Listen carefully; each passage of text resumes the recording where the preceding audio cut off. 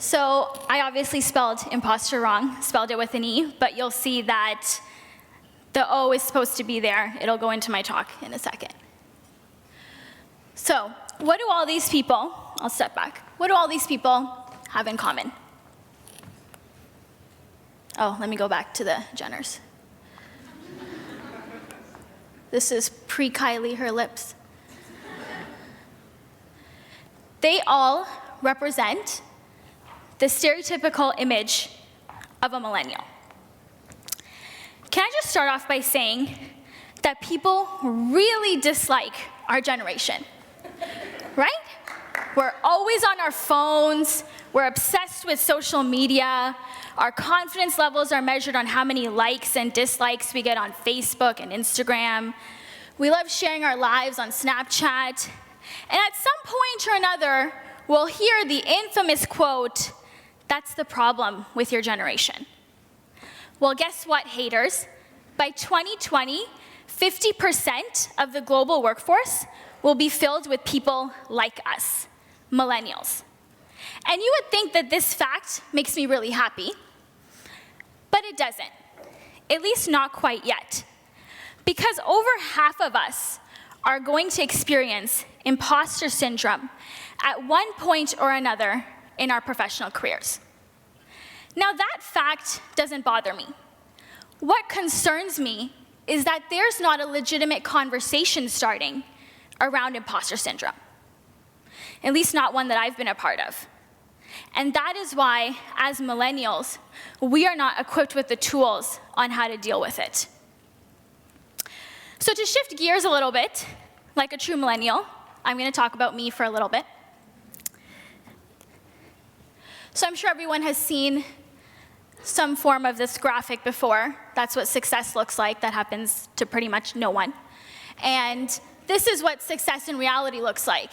And I'm kind of in between those squiggly lines somewhere. I just assumed that's where I am. My name is Rashi Gupta, and I graduated from UTSC just under a year and a half ago, did my double major in Anthropology and Health Studies. And just like very many of you, I was sitting in these exact same seats, I'd say about 4 years ago, SOS AO1 with Professor Unger, right? And the first time that I experienced imposter syndrome was when I started at UTSC in 2012. Because unlike many of you, I took a 2.5-year hiatus after my first year in 2008. And that was because my first year was horrible. I passed half a class, folks. Whatever you think my GPA was, divide it by 5, and you might get the actual number. So when I came back in 2012, I knew that I didn't have a choice but to sit in these very seats and graduate. That was the ultimate goal. But I felt extremely out of place because I was sitting with 19-year-olds who were excited to party at government nightclub, whereas I, the 22-year-old, was excited to go home, change into my pajamas, and watch Indian soap operas with my parents. They'll really like that reference. And so I knew that if I needed to make the next 3 years bearable, I had to make a change. And so I decided to get involved. I got really involved. And the place that once seemed strange was now home.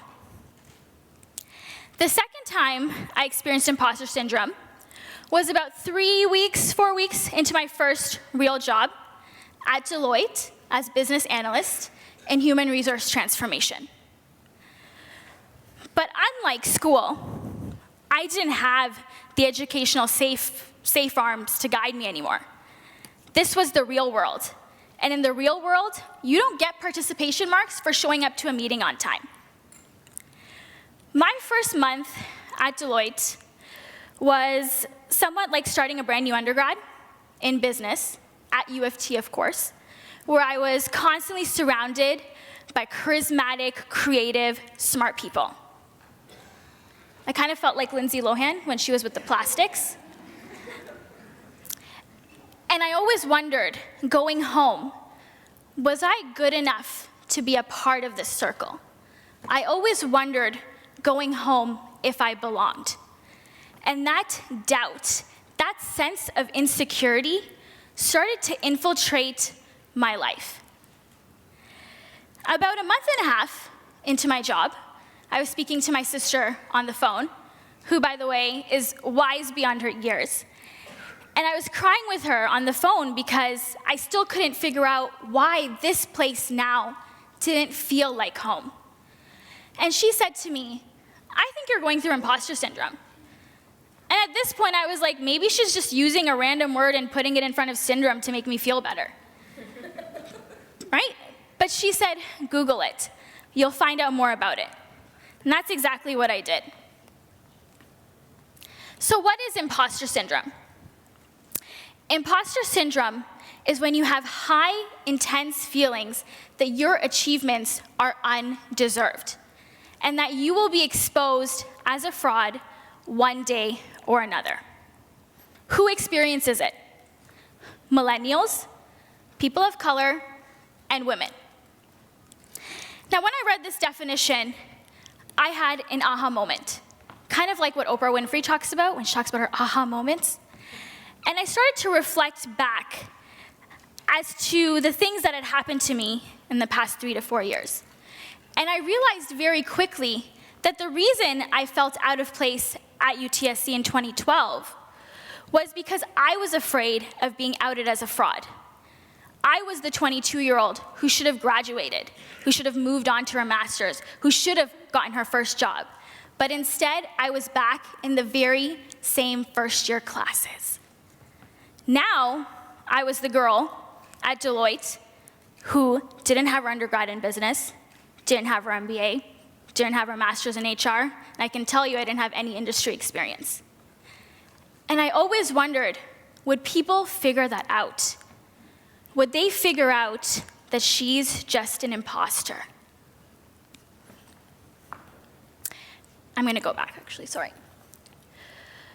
So I had to think about what had to be done, because I wanted to be here. I wanted to stay. And I started reflecting back on when I was first hired at Deloitte. And someone asked me, "Are your parents happy that you're working here?" And they said it in a bit of a coy, kind of underlying way, where I thought I was being asked, as the daughter of South Asian parents, is your family happy that you're working here? And although I replied very nicely, yes, of course, in my head I was thinking, as the daughter of South Asian immigrants who run 6 successful businesses, my parents are very happy that I work here, comma, being the key word here, just like any other parent would be. Like many of you, we have families, we have parents who are immigrants to this country, which means that we might be the first people in our family to attend a Canadian educational institution, or we might be the first one in our family to work for the Big Four. And again, when I was reflecting, I thought of a quote. Not a famous quote. Who here watches Scandal? I have to stick true to my millennial roots. Scandal, yes. In there, Olivia Pope's father, in one of the episodes, Papa Pope, says, "You have to work twice as hard as them to achieve half of what they have." And to me, that meant I had to work twice as hard as my parents to achieve half of what they did being immigrants to this country. That fuels me, that motivates me. But that also meant that I had to work twice as hard as my colleagues to learn half the job that I was hired to do.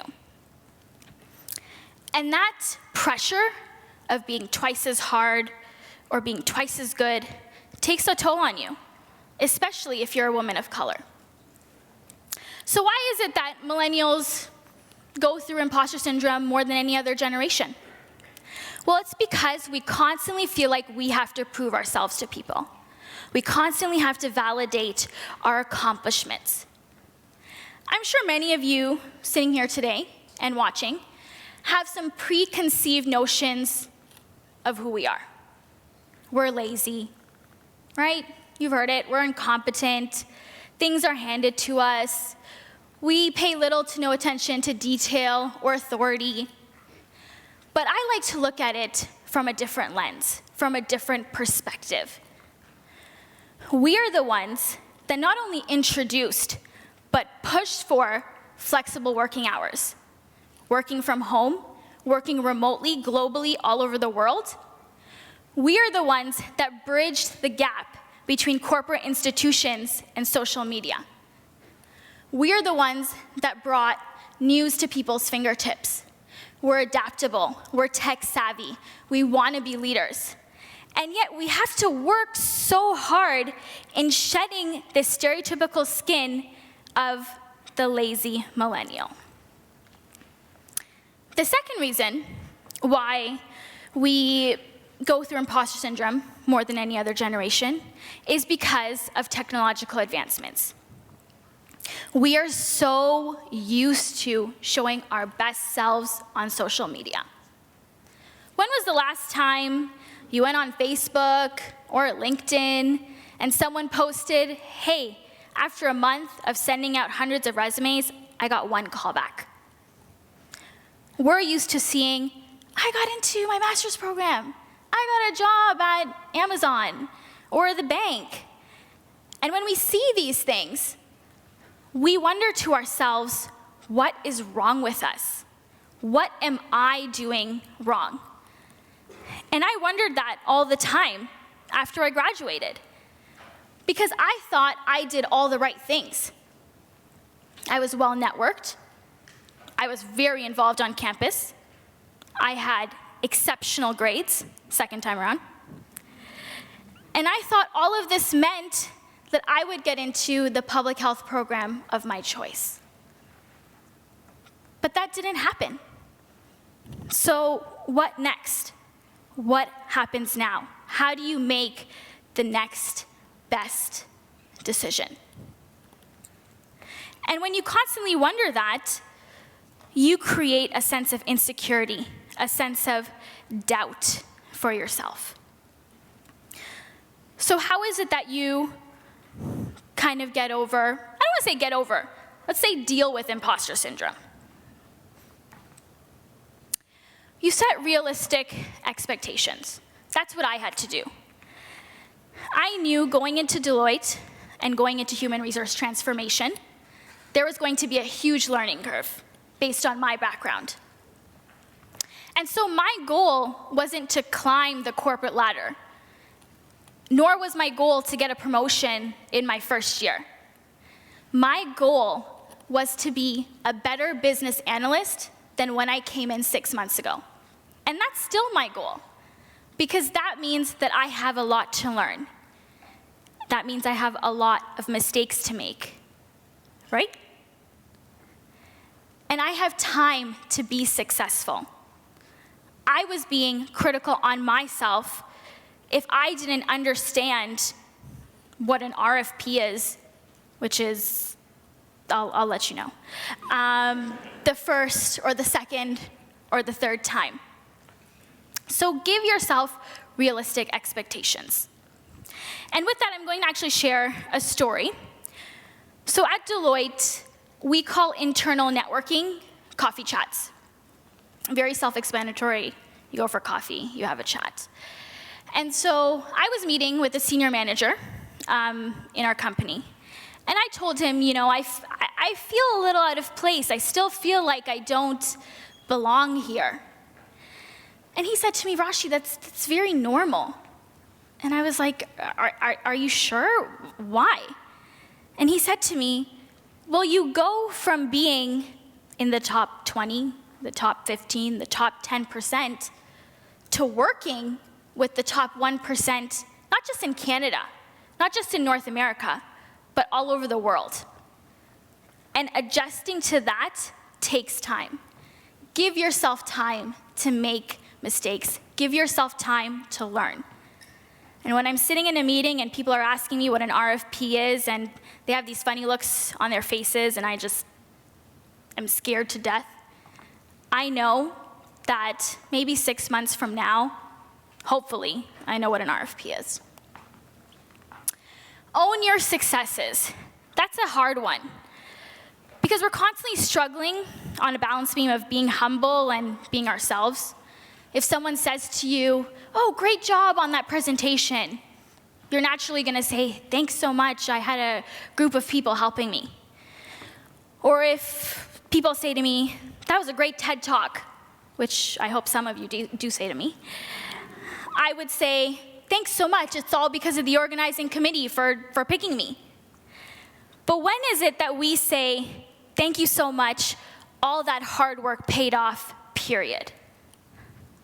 Why can't we just enjoy our moment, even for 30 seconds? Now, success doesn't necessarily have to be getting your dream job, getting into the master's program you want, or being in a successful relationship. Success can be learning a new term at work every day, which means I'm successful every day. So own your successes. Embrace it. This is another hard one. We need to accept the fact that we're going to go through imposter syndrome, which is a good thing. It takes us out of our comfort zones. 1 year ago, I was dying to do my master's in public health. 6 months ago, I couldn't tell you anything about our HR operating model. Maybe I can a little bit now. But now that I've been introduced to this new world, I can say that I want to pursue my master's in HR, not public health. And that's because I embraced my imposter syndrome. I gave myself the opportunity to be open to a brand new world. And it's going to happen to all of us. Who here thinks they're going to land their dream job as soon as they graduate from here? Good, no one. It's not going to happen, folks. But we can at least be open to the experiences that come our way. Now, the problem starts when imposter syndrome begins to affect us mentally, physically, or emotionally. And that's what was happening to me. And so I had to make these changes. Now, about 51% of us who leave from here, from UTSC, will not find a job in what they studied. I'm included in that statistic. I like to call us chameleons. We're adaptable. We're adaptable to change. And I'm very happy for the people that do land their dream job or do land that master's position. But I think in a way, imposter syndrome can change us for the better. It made me more resilient, and I have to tell myself every single day that I am here for a reason. I have to tell myself that despite the fact that I don't fit a corporate culture mold, I have qualities that are pretty good, I think. I'm good at communication. I'm standing up in front of all of you talking today. I love people. I'm inquisitive. I'm great with critical feedback. And trust me, there was and still will be a lot of critical feedback at work. These are the things that we forget when we are put in unknown situations. So I don't know the 101 of consulting. I can tell you my colleagues don't know the term social determinants of health. And that's okay. And so I'm going to go to my favorite quote, if it goes. This is by Sheryl Sandberg. If you're offered a seat on a rocket ship, don't ask what seat. Just get on. For me, that seat is at 22 Bay Adelaide. Thank you.